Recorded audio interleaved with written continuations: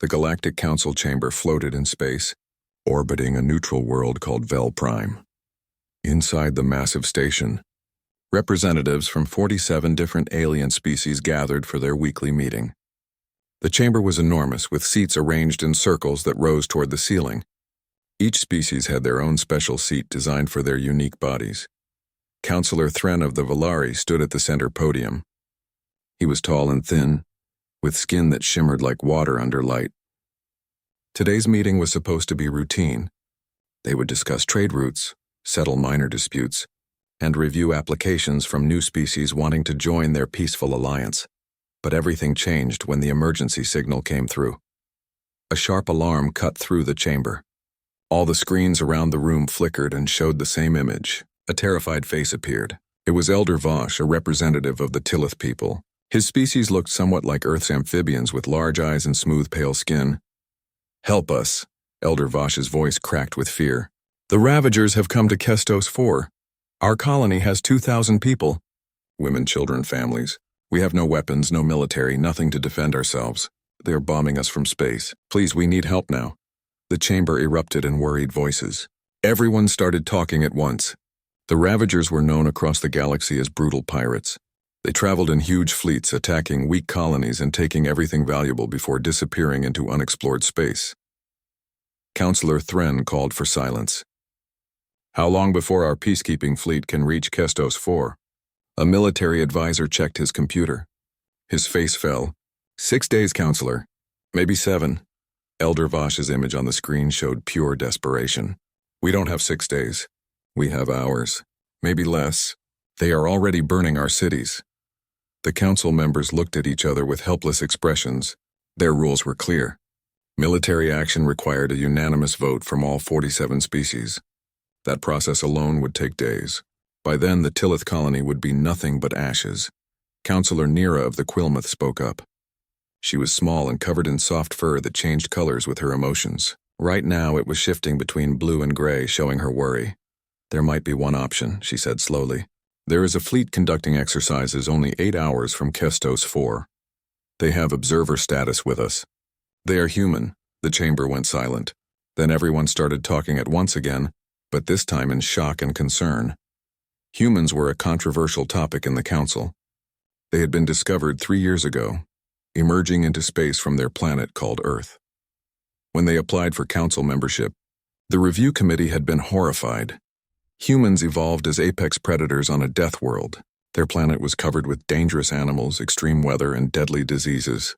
To survive, humans became hunters. They had forward-facing eyes like all predators. They had teeth designed for tearing meat. Their entire history was an endless cycle of wars, conflicts, and violence. Every psychological test showed the same results. Humans were aggressive, territorial, and dangerously creative at finding ways to hurt each other. The council had given them observer status as a courtesy, but full membership was denied. The official reason stated in their file was clear: inappropriate psychological profile for civilized society. "We cannot ask predators for help," one councillor shouted. "They might be worse than the Ravagers." "My people are dying right now," Elder Vosh pleaded from the screen. His voice broke. "I don't care what humans are. I care that they are close enough to help." Councillor Thren considered the situation.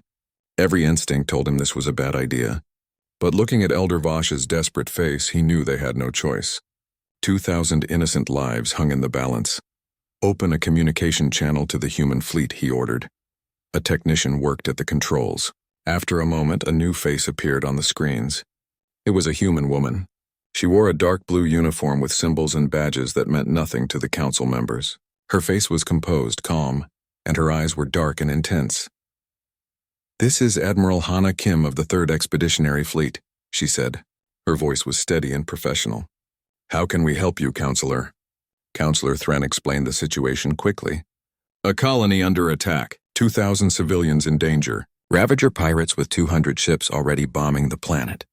Their own peacekeepers 6 days away." Admiral Kim listened without interrupting. When Thren finished, she asked only 3 questions. "What are the exact coordinates? How many civilians? What is the enemy strength?" Thren provided the information. 200 Ravager ships against a defenseless colony. Admiral Kim's expression didn't change at all. No fear, no hesitation, no debate about whether it was possible or wise. "We're on our way," she said simply. "Tell those colonists to take shelter underground. We will arrive in 7 hours." "Admiral," Counselor Thren said carefully, "you understand you will be outnumbered almost 6-1?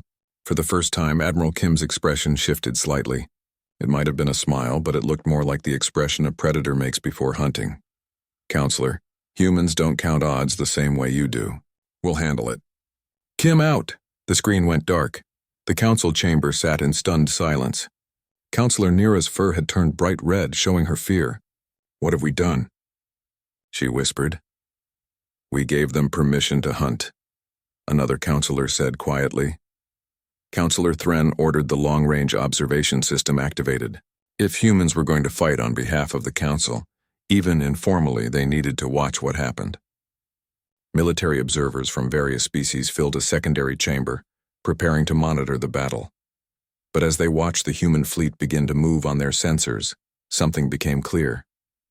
The human ships didn't move like defenders rushing to protect someone.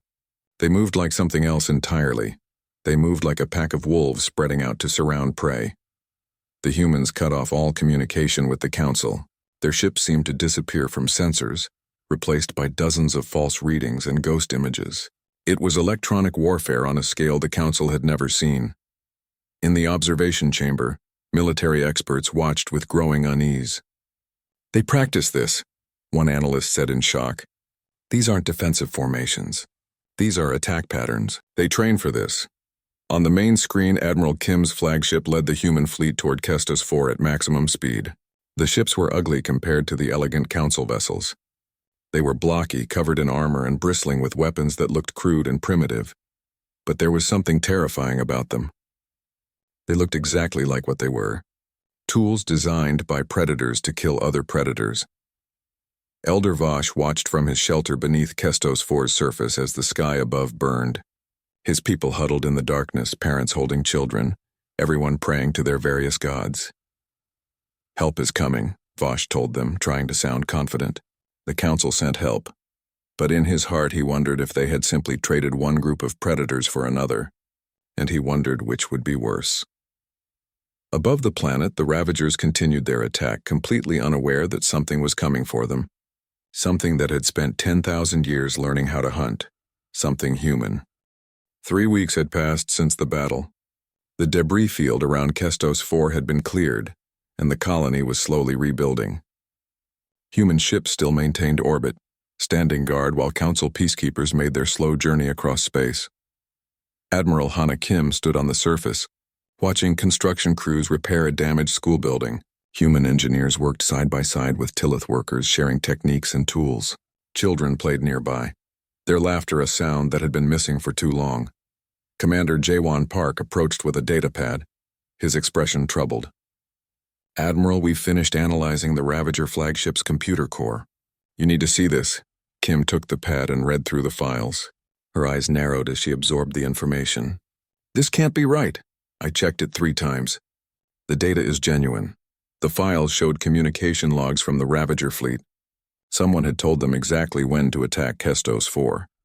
Someone had provided detailed information about the colony's defenses, or rather, the complete lack of them. Someone had even told the Ravagers that council peacekeepers were too far away to respond in time. And the communication format matched. Council encrypted channels. Someone in the council set this up, Park said quietly. They knew this colony would be destroyed. Maybe they wanted it destroyed. Kim felt cold anger settle in her stomach. Why? What's the political gain in dead colonists?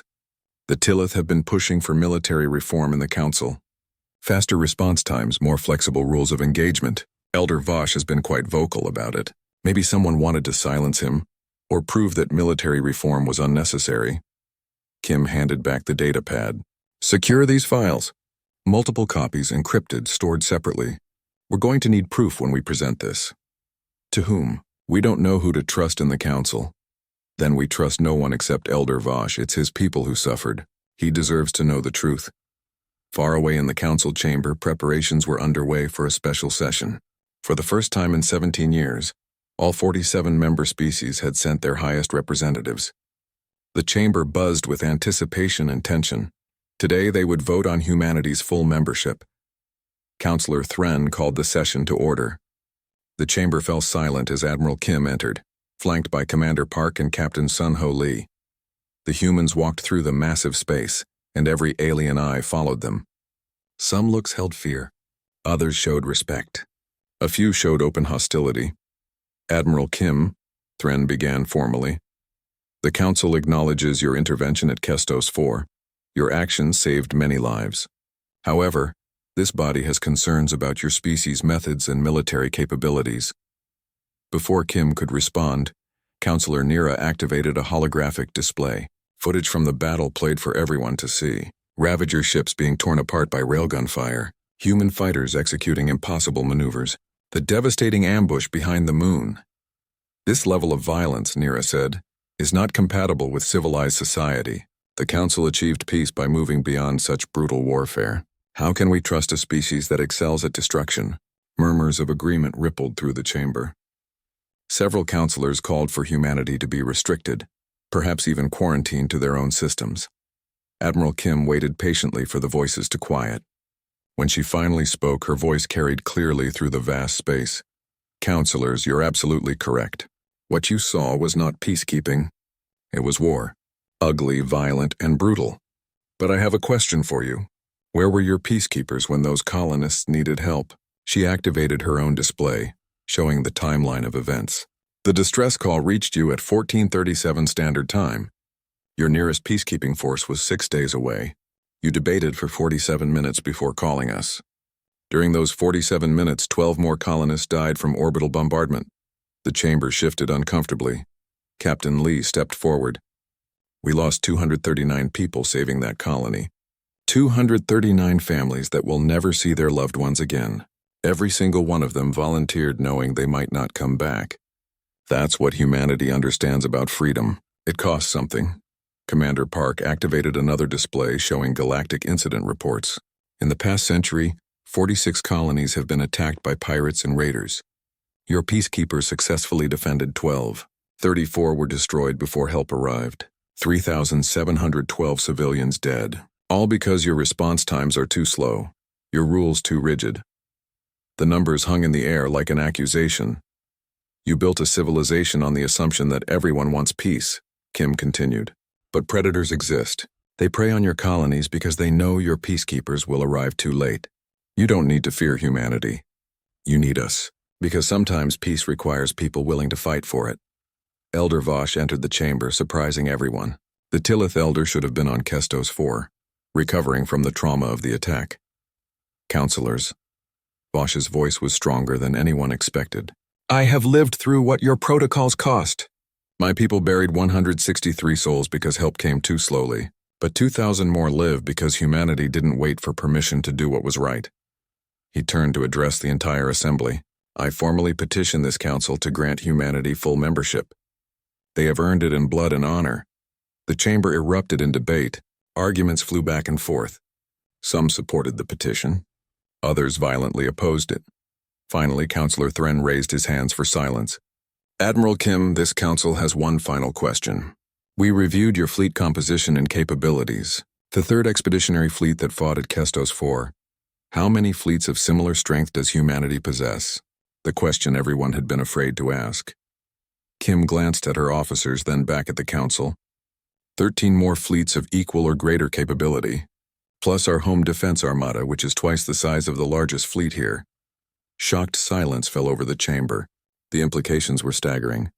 Humanity alone could match the entire military might of the Galactic Council. But understand this, Kim continued. We built those fleets not to conquer anyone. We built them because Earth's history taught us that weakness invites aggression. We chose strength so we could choose peace. Every ship, every weapon exists to protect, not to attack. She looked around the chamber at all the different species. The Council can grant us membership or deny it. Either way, humanity will continue exploring the galaxy. We'll trade with those who want to trade. We'll defend those who need defending. You don't get to decide if we're part of this galaxy. We already are. You only decide if we're your allies or just your neighbors. Counselor Nira stood up. How can we trust you to use such power responsibly? To not become conquerors? Lieutenant Minji Han, who had been standing quietly at the chamber's edge, stepped forward. She was young, barely 25, with her left arm in a medical brace from injuries sustained in the battle. Counselor, I flew a Raptor fighter at Kestos 4. I watched my wingmate die protecting people we'd never met. Before the mission, our commander asked who would volunteer for a rescue with high casualties expected. Every single pilot raised their hand. Her voice was steady and clear. That's who humanity is. We don't calculate if someone's worth saving. We save them, because that's what civilization means. Everyone matters or no one does. The simple conviction in her words seemed to affect even the most hostile counselors. Counselor Thren stood. The council will vote. All in favor of granting humanity full membership? The vote began. Green lights appeared on the display as species voted in favor. Red lights for those opposed. Yellow for abstentions. When the count finished, 39 green lights showed. 7 red, 1 yellow. By council authority, Thren announced, humanity is granted full membership in the Galactic Council with all rights and responsibilities. The chamber filled with mixed reactions. Some applauded. Others sat in worried silence. But the decision was made. Admiral Kim bowed respectfully. Humanity accepts this honor and pledges to uphold the Council's principles. Peace through cooperation, justice through law, protection for all sentient life. As the ceremony ended, Kim approached Counselor Thren privately. She handed him an encrypted data chip. What is this? Thren asked. Evidence. Someone in the council told the Ravagers exactly when to attack Kestos 4. Someone provided details about the colony's defenses and knew peacekeepers were out of range. Someone wanted those colonists dead or at least didn't care if they died. Thren's face went pale. You're certain? Check the data yourself. We found it in the Ravager flagship's computers. Communication formats match council encryption protocols. Someone in this chamber is playing politics with innocent lives. She stepped back. We're going to find out who. Fair warning. Humanity protects its allies now, and that includes investigating threats from within. Thren looked down at the data chip, then back at Kim. You've changed everything today, Admiral. The council will never be the same. Good, Kim replied. Change was long overdue. She returned to her officers, and together they left the chamber. Behind them, the council members began to whisper among themselves, realizing that they had just admitted a predator species into their peaceful society. The first Ravager ship died in silence, the way everything dies in space. One moment it was there, confident and threatening. The next moment, a tungsten slug traveling at impossible speeds punched through its hull like paper. The ship simply came apart, torn into pieces by the kinetic energy. Then another ship exploded. Then 3 more. The human destroyers had opened fire from a distance that the Ravagers thought was safe. Their railguns launched solid metal projectiles that crossed the gap in seconds. The Ravager shields, designed to deflect energy beams and plasma bursts, did absolutely nothing against chunks of metal moving at orbital velocities. What is happening? The Ravager commander screamed at his crew. Why aren't the shields working? His tactical officer stared at the screen in confusion. Sir, they're not using energy weapons. Those are solid projectiles. Our shields can't stop them.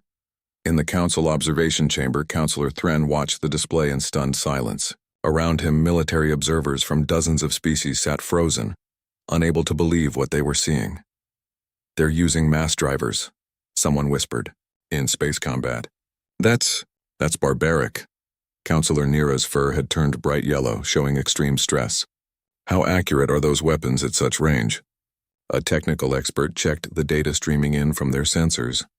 His voice shook as he answered. 97% hit rate. At 400,000 kilometers. That should be impossible with ballistic weapons. But humans had been throwing rocks at each other since they lived in caves. They had spent thousands of years perfecting the art of hitting distant targets with projectiles. Translating that skill to space warfare had been natural for them. The Ravager fleet broke their formation, trying to close the distance where their energy weapons would be effective. This was exactly what Admiral Kim wanted. As the pirate ships rushed forward, they entered the trap. Deploy Raptors, Kim commanded. From the carrier KCSS Gwangju, 200 small fighters launched in perfect formation. They were tiny compared to the capital ships, each one carrying a single human pilot and enough weapons to kill something much larger. Wing Commander Doyen Choi led the first squadron himself. His Raptor accelerated to speeds that would crush most alien species. The G-forces pushed him deep into his seat, the flight suit squeezing his body to keep blood in his brain. Every pilot trained for years to handle these forces. Many didn't make it through training, but those who did became something special. All wings, this is Wolf Leader. Choi's voice was steady despite the acceleration. Break by squadrons. Hit them fast, hit them hard, then get out. Don't try to be heroes. Dead heroes don't save anyone. Specialist Yuna Shin's Raptor screamed past a Ravager destroyer so close that she could see scorch marks on its hull. Her targeting computer locked onto the ship's engine cluster. She released a torpedo. The weapon wasn't like Council torpedoes. It didn't just explode on impact. Instead, it cycled through 17 different frequencies in 3 seconds, finding the exact resonance that would collapse the shield generator. When it found the right frequency, the shield simply stopped working. The follow-up explosion tore the destroyer in half.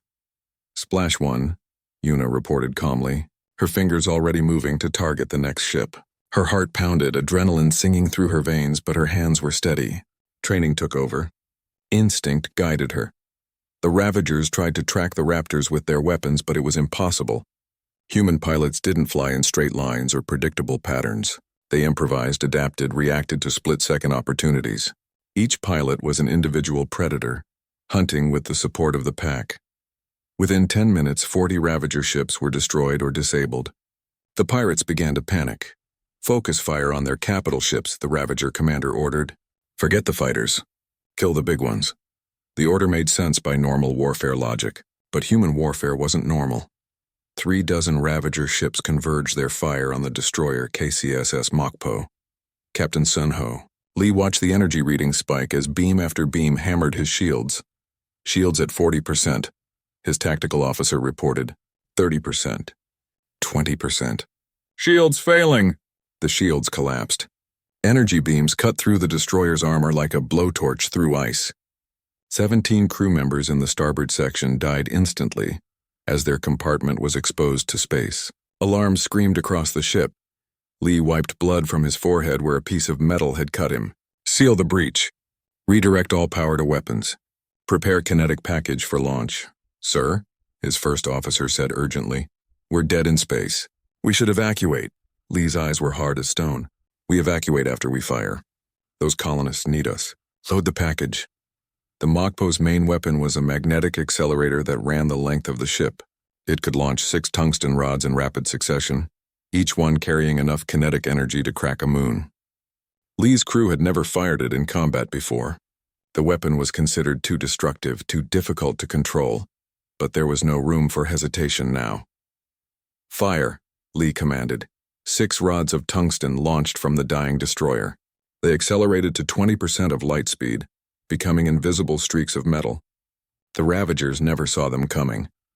The first rod punched through a battlecruiser, passing completely through and hitting a second ship behind it. The second rod destroyed a command carrier. The third, fourth, fifth, and sixth rods each found their marks, passing through multiple vessels in perfect alignment. In 3 seconds, 11 Ravager ships became expanding clouds of debris. The Council observers sat in absolute silence, their faces showing every shade of shock and horror. This is not warfare, Counselor Nira finally said, her voice barely a whisper. This is slaughter. The old general shook his head slowly. No, this is what warfare really is. We just forgot. We made it civilized, bound it with rules and protocols. We forgot that war is about making the enemy stop fighting by any means necessary. On the Indomitable, Commander Jaewon Park reported casualties. Mokpo is heavily damaged. 17 dead, 32 wounded. They're evacuating to escape pods now. 3 frigates have moderate damage, but we've destroyed 94 enemy vessels. The Ravagers are breaking formation. Admiral Kim allowed herself a small nod. The battle was going according to plan. All ships pursue fleeing targets.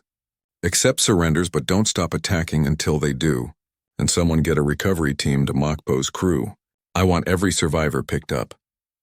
This surprised the Council observers. The humans were showing mercy after such violence.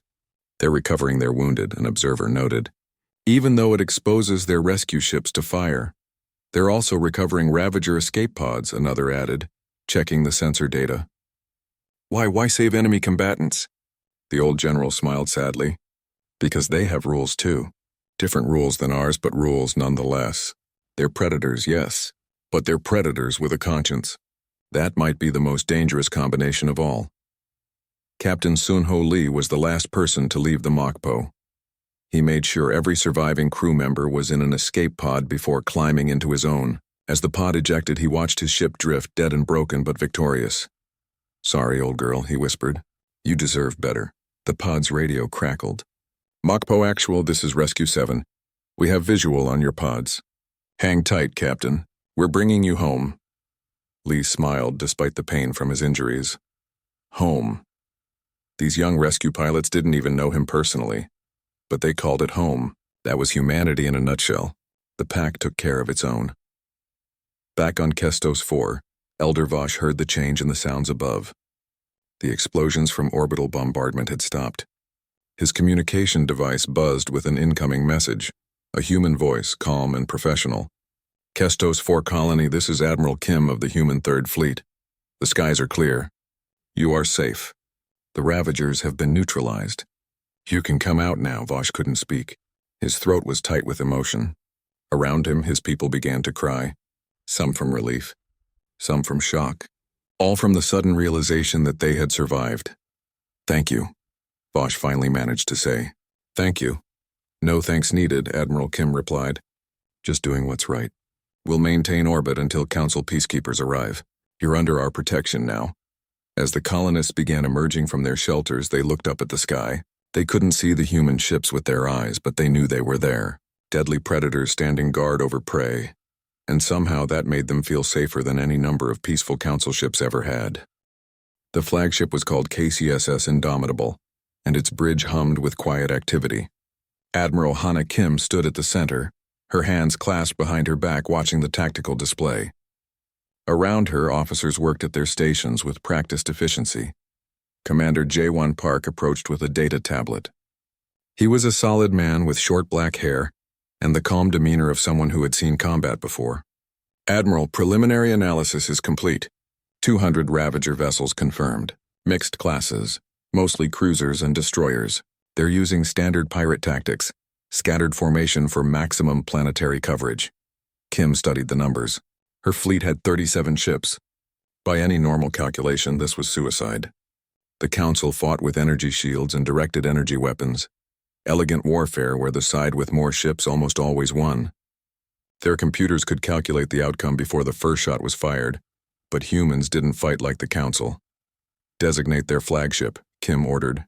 "All wolf packs will target their command structure first. Prepare the Raptors for deployment." "Yes, Admiral," Park confirmed. He started issuing orders through the fleet's encrypted network. On the carrier KCSS Gwangju, Wing Commander Doyen Choi gathered his pilots in the briefing room. 200 young men and women sat in rows, all wearing flight suits marked with their names and call signs. They looked eager, excited even. The oldest was maybe 30. The youngest had just turned 22. "Listen up." Choi's voice was sharp and clear. "This is not a drill. Real enemy, real weapons, real stakes. We're going against 200 pirate ships to save 2,000 civilians. The odds are bad. Some of us won't come back." He paused, looking at each face. "Anyone wants to sit this one out, no judgment? Speak now." Nobody moved. Nobody spoke. Choi nodded with satisfaction. He hadn't expected any different. In the front row, Specialist Yuna Shin checked her equipment for the third time. At 23, she was the youngest pilot in the squadron, but she had graduated top of her class. Her Raptor fighter was designated November 7, and she knew every bolt and wire in that machine. "You scared?" The pilot next to her whispered. Yuna thought about it honestly. "Terrified," she admitted. "But those people down there are more scared than I am. So I guess I can handle it." The other pilot grinned. "That's the spirit." Choi continued the briefing, showing diagrams of their attack pattern. "We're not going to fight fair. We're going to hit them fast, hit them hard, and hit them in ways they don't expect. Remember your training. Trust your instincts. Watch your wingmates back." Across the fleet, similar scenes played out. On every ship, crew members prepared for battle. Engineers checked systems.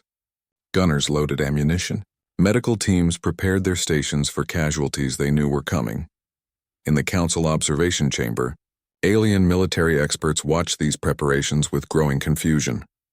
They're putting living beings inside those small fighters? One observer asked in horror. Why not use drones? The G-forces alone could kill them. Look at their capital ships, another said. Those are kinetic weapons, mass drivers, railguns. We banned those technologies centuries ago. Because they're crude, a third observer added. Energy weapons are more efficient, more precise. But a retired council general, old enough to remember wars before the Great Peace, shook his head slowly. Energy weapons are efficient against energy shields. But kinetic weapons, he trailed off, thinking. Kinetic weapons don't care about shields. They just hit. Simple physics. The human fleet reached the edge of the Kestos system and changed formation. Instead of staying together like the council military doctrine taught, the ships spread out in seemingly random patterns. Captain Sun-Ho Lee commanded the destroyer KCSS Mokpo, positioned at the fleet's outer edge. His ship was smaller than the flagship, but it carried something special. In the weapons bay sat 6 tungsten rods, each 10 tons of dense metal. Once launched, these projectiles would accelerate to 20% of light speed. Captain, his weapons officer asked nervously, are we really going to use the kinetic kill vehicles? I thought those were only for worst-case scenarios. Lee smiled grimly. 200 against 37 seems like a worst-case scenario to me. Prepare the package. We fire on the Admiral's command. On the Indomitable, Admiral Kim received a transmission from the Ravagers. Their commander's face appeared on screen. He was an ugly creature, a mix of several species with scars crossing his face and cyborg implants where he had lost body parts in previous battles. Little human ships, the Ravager commander laughed. You should run home to your mothers. We are 200 strong. You are what, 30, 40? Leave now and we let you live. Kim studied him for a moment. Then she leaned forward slightly. I'm going to give you one chance. Surrender now. Release the civilians you've harmed. Accept council justice. This is your only warning. The Ravager commander laughed harder. Stupid human. We will enjoy taking your ships apart and selling the pieces. Kim's expression didn't change. Your funeral. All ships weapons free. Execute Battle Protocol Omega. The transmission cut off. Across the fleet, every human ship went into combat mode. Their already minimal electronic signature dropped to almost nothing.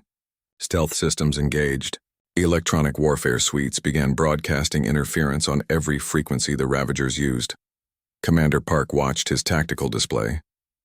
Admiral, the Ravagers are moving to intercept. They're splitting into 3 groups trying to surround us. Let them think they're succeeding, Kim replied calmly. Helm, bring us to attack speed. All ships advance. The human fleet accelerated directly toward the Ravager formation. No evasive maneuvers. No defensive positioning. They just aimed straight at the enemy and flew at maximum speed. In the observation chamber, the council members watched in disbelief. They're insane, one counselor whispered. They're charging directly into a superior force. No shields up, an observer noted. No defensive formation. This violates every principle of space combat. But the old general was leaning forward, his eyes bright with sudden understanding. They're not defending. They're attacking. There's a difference. On Kestos 4, Elder Vosh heard the sound of explosions growing louder. The Ravagers were intensifying their bombardment. His people screamed in the darkness of the shelter as the ground shook. Where is the help? Someone cried out. Where are they? Vosh checked the communication device the council had given him. 7 hours, the human admiral had said. It had been 6 hours and 40 minutes. Above the planet, the Ravager fleet detected the approaching human ships. They laughed and prepared their weapons. This would be easy. Quick profit, quick victory. They had no idea what was coming. Admiral Kim watched the distance counter tick down. 500,000 kilometers, 400,000, 300,000. Range in 30 seconds, Park reported. Kim's voice carried across the fleet's command channel, reaching every ship, every crew member, every pilot waiting in their fighter cockpits. All personnel. This is Admiral Kim. In a few moments, we engage the enemy. Remember why we're here. 2,000 innocent people are counting on us. They don't know our names. They don't know our faces. But they'll know that someone cared enough to come when others wouldn't. She paused. We are the 3rd Expeditionary Fleet. We are human. We don't abandon people who need us. All ships commence attack. Show them what happens when they threaten the innocent. The Ravagers opened fire first, exactly as Kim had predicted. Energy beams lanced through space toward the human ships, but the human vessels weren't where the targeting computers expected them to be. They jinked, rolled, and maneuvered in ways that shouldn't be possible for ships their size. The first volley missed almost completely. Then the humans fired back and the Ravagers learned what terror really meant. The battle had been over for 2 hours, but the work was far from finished. The space around Kestos 4 looked like a graveyard. Debris from nearly 200 Ravager ships drifted in slow orbits, catching the light from the system's sun. Between the wreckage, human ships moved carefully, searching. Specialist Yuna Shin guided her Raptor through the debris field with gentle touches on the controls. Her hands ached from the combat and exhaustion pulled at her, but she kept going. Her fighter's scanners swept back and forth looking for life signs. November 7 to Rescue Command, she reported. Found another escape pod. Looks like Ravager design. Transmitting coordinates. Coming November 7. Recovery ship inbound. Good work. Yuna moved on to search the next sector. Behind her, a human rescue vessel approached the pod, ready to pull survivors to safety. It didn't matter that these were enemy combatants just hours ago. The rules were clear. Once someone surrendered or was helpless, they became prisoners, not targets. In the Council observation chamber, this behavior confused many of the observers. Counselor Thren watched the rescue operations with a mixture of emotions he couldn't quite name. They fight with such violence, yet they save their enemies. I don't understand these humans. The old general who had been watching throughout spoke up. It's not complicated, Counselor. They have rules about warfare just like we do. Their rules are simply different. More brutal during combat, but also more merciful after. How can they be both? Counselor Nira asked, her fur shifting through confused colors. Because they understand something we forgot, the general replied. That violence and compassion are not opposites. They're tools, and knowing when to use each one is what separates civilization from chaos. On the surface of Kestos 4, human dropships landed near the main colony. Elder Vosh led a group of survivors to meet them, uncertain what to expect. When the ramps lowered, human soldiers emerged in full combat gear. They looked terrifying with their armor and weapons, faces hidden behind helmets. But then the lead soldier removed her helmet, revealing a young woman's face. She had short black hair and tired eyes, but she smiled gently at the frightened colonists. I'm Corporal Yunji Nam, she said in heavily accented but understandable Galactic Common. We're here to help with medical treatment and repairs. May we come in? Elder Vosh nodded, still too overwhelmed to speak properly. The humans spread out through the colony, their medics working alongside Tillith doctors to treat the wounded. Engineers assessed damage to buildings and infrastructure. Soldiers stood guard watching the sky in case any Ravagers had escaped. A small Tillith child, no more than 5 years old by their species reckoning, approached Corporal Nam. The child stared up at the human with wide eyes. Nam knelt down, making herself smaller and less intimidating. She pulled a ration bar from her pack and offered it. It's okay now. The scary part is over. Here, are you hungry? The child took the food hesitantly, then threw small arms around Nam's neck in a sudden hug. Nam looked surprised but gently patted the child's back. Other colonists watched this scene, and some of their fear began to fade. These warriors who killed hundreds without hesitation were the same beings who now comforted their children. Aboard the Indomitable, Admiral Kim stood on the bridge watching multiple displays at once. Commander Jaewon Park approached with the final casualty report. His face was grim. Final count, Admiral. 239 dead, 418 wounded, 63 critically. 7 ships total losses, 12 with heavy damage. Kim closed her eyes for a moment. 239 families would receive visits from uniformed officers with terrible news. 239 empty chairs at dinner tables. 239 people who woke up this morning not knowing it was their last day. And the colonists? She asked quietly. 163 killed in the bombardment before we arrived. If we had gotten here 30 minutes earlier... Don't, Kim interrupted. We got here as fast as we could. Focus on the ones we saved, not the ones we couldn't.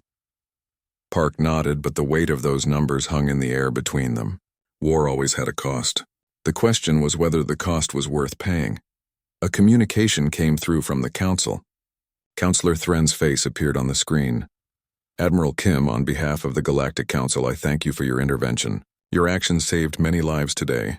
Kim nodded curtly. Just doing our job, Counselor. Thran hesitated. Admiral, the Council would like to conduct a debriefing. We need to understand what happened here. Your methods of warfare are concerning to many of our members. Concerning, Kim repeated flatly. We just saved 2,000 people. Your peacekeepers were 6 days away, but our methods are concerning. You must understand our position, Thran said carefully. The level of violence we witnessed today. The weapons you used. Many species in the Council are frightened by what they've seen. Kim leaned forward slightly. Counselor, let me tell you what frightens me. What frightens me is that you have the resources to protect colonies like this one, but bureaucracy and protocol stop you from acting. What frightens me is that 163 people died today because it took you 47 minutes to decide to call us. The council chamber behind Thran was silent. Her words cut through their comfortable assumptions like a knife. We will continue to protect Kestos 4 until your peacekeepers arrive. Kim continued. After that, we'll return to our patrol route. But, Counselor, you need to ask yourself a hard question. How many more colonies will die while you debate the proper way to save them? She ended the transmission without waiting for a response. Captain Sun-Ho Lee, recovered from the escape pod and treated for his injuries, joined Kim on the bridge. His head was bandaged and he moved stiffly, but he insisted on returning to duty. The crew of the Mokpo? Kim asked. 83 survivors out of 112, Lee reported. Could have been worse. The rescue teams got to us fast, Kim nodded. The Mokpo gave her life well. She took 11 enemy ships with her. Permission to speak freely, Admiral? Always, Captain. Lee looked at the view screen showing Kestos 4 below. The Council is going to ask us to disarm after this. They've seen what we can do and it terrifies them. They'll claim it's for everyone's safety. Let them ask, Kim said firmly. Humanity didn't survive 10,000 years of evolution and climb to the stars just to be told we're too dangerous to protect ourselves. We're not apologizing for being effective. In the Council observation chamber, the analysts were reviewing every second of the battle. They studied human tactics, human weapons, human coordination. One pattern emerged clearly. They don't communicate during combat, one analyst noted. Not verbally. Look at this footage. 20 ships executing a complex flanking maneuver without a single radio transmission. How is that possible? Another asked. The old general smiled slightly. Pack hunting instinct. They train together so much that they know what each other will do without asking. They think like a group mind while remaining individuals. It's beautiful in a terrifying way. Counselor Nira reviewed footage of the ambush behind the moon. The human fleet had set a trap with perfect timing and placement. They planned this, she said. Before they even arrived, they planned to use the moon for an ambush. They think like predators because they are predators. The question is, Counselor Thran said slowly, can predators ever truly be part of a civilized society, or will they always be a threat? The old general stood up. Counselors, I've watched warfare for longer than most of you have been alive. I've seen every species fight. And I'll tell you something. Humanity is dangerous, yes, but they're dangerous in a controlled way. They have rules. They have honor. They save the wounded and respect surrender. They're exactly what this galaxy needs, whether you like it or not. He walked toward the door, then paused. The real question isn't whether we can trust them. It's whether they'll want to keep helping us after we insult them by calling their protection concerning. On Kestos 4, Elder Vosh stood with Admiral Kim near one of the human landing sites. The sun was setting, casting orange light across the damaged colony. Admiral, my people want to know what you are. The Council told us you're predators. Dangerous, but you saved us. You lost your own people to save strangers. What does that make you? Kim thought about the question for a long time. Around them, her soldiers worked alongside colonists, rebuilding what the Ravagers had destroyed. We're what evolution made us, she finally answered. Earth didn't give us an easy life. Everything on our world wanted to kill us. The weather, the animals, diseases, each other. We learned to fight because we had no choice. But we also learned that fighting alone gets you killed. So we learned to work together to care for our pack, to protect the weak. She looked directly at Vosh. Yes, we're predators, but we're predators who chose to be more than just killers. We're predators who protect instead of prey on. That's what makes us human.